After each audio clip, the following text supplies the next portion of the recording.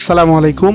আমরা আমাদের স্পোকেন যে কোর্স সাজিয়েছি সেটার আজকে আমরা প্রথম রুলস নিয়ে আলোচনা করব। দেখেন স্পোকেন রুলসের আমরা প্রথম যে রুলসটা নিয়ে আলোচনা করব সেটি হচ্ছে কোনো কিছুতে সমস্যা হচ্ছে বা কঠিন মনে হওয়া।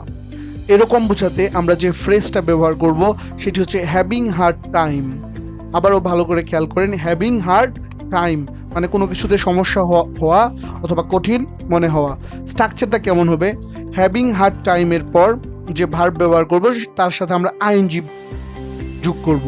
তাহলে হ্যাভিং হার্ড টাইমের পর ভার্বের সাথে কি হবে? আইএনজি যোগ হবে। আমরা যদি এক্সাম্পলগুলো দেখি, যে আমার অঙ্কটি বুঝতে সমস্যা হচ্ছে, খেয়াল করেন সমস্যা হচ্ছে, আমার অঙ্কটি বুঝতে সমস্যা হচ্ছে। I am having a hard time understanding the math. তাহলে হ্যাভিং হার্ড টাইমের পর আমরা কি করেছি? ভার্বের সাথে আইএনজি যোগ করেছি।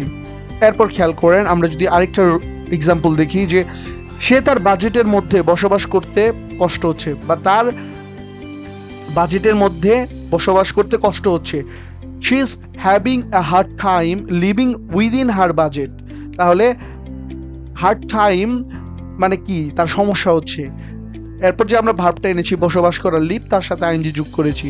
তার মানে she is living a hard time, she is having a hard time living within her budget. তারপরে আমরা এক্সাম্পলটা যদি খেয়াল করি, আমার এই পরিস্থিতিতে মানিয়ে নিতে সমস্যা হচ্ছে। তাহলে দেখেন সেম সমস্যা হচ্ছে, I am having a hard time adapting in this situation. So আমরা যদি আরেকটা এক্সাম্পল খেয়াল করি, যে I am having a hard time downloading song to my mobile. মানে কি? আমার মোবাইলে গান ডাউনলোড করতে সমস্যা হচ্ছে বা কষ্ট হচ্ছে। So I am having a hard time downloading songs to my mobile. আমরা যদি আরো কিছু এক্সাম্পল লক্ষ্য করি, দেখেন যে সে নতুন ভাষা শিখতে কষ্ট পাচ্ছে বা তার নতুন ভাষা শিখতে সমস্যা হচ্ছে। তাহলে he is having a hard time learning a new language. এরপর সে নির্দেশাবলী বুঝতে বা তার নির্দেশাবলী বুঝতে সমস্যা হচ্ছে। He is having a hard time understanding the instructions. দেখেন তারপর কি হচ্ছে, তারা নতুন পরিবেশে মানিয়ে নিতে কষ্ট পাচ্ছে বা তাদের নতুন পরিবেশে মানিয়ে নিতে সমস্যা হচ্ছে। তাহলে কি? They are having a hard time adjusting to the new environment. এরপর আর এক্সাম্পল কি হতে পারে, যে আমি শব্দের কারণে ঘুমাতে কষ্ট পাচ্ছি বা আমার শব্দের কারণে ঘুমাতে সমস্যা হচ্ছে। তাহলে কি হচ্ছে? I am having a hard time sleeping because of the noise.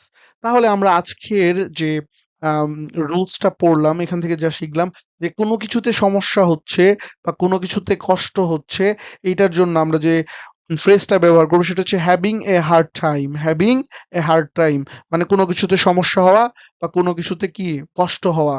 এবং এইটার পরে আমরা যে ভার্বটা ব্যবহার করব, সেই ভার্বের সাথে আমরা কি করব? ভার্বের সাথে আইএনজি ফর্ম ব্যবহার করব। সো আশা করি আপনারা বুঝতে পেরেছেন। ধন্যবাদ সবাইকে।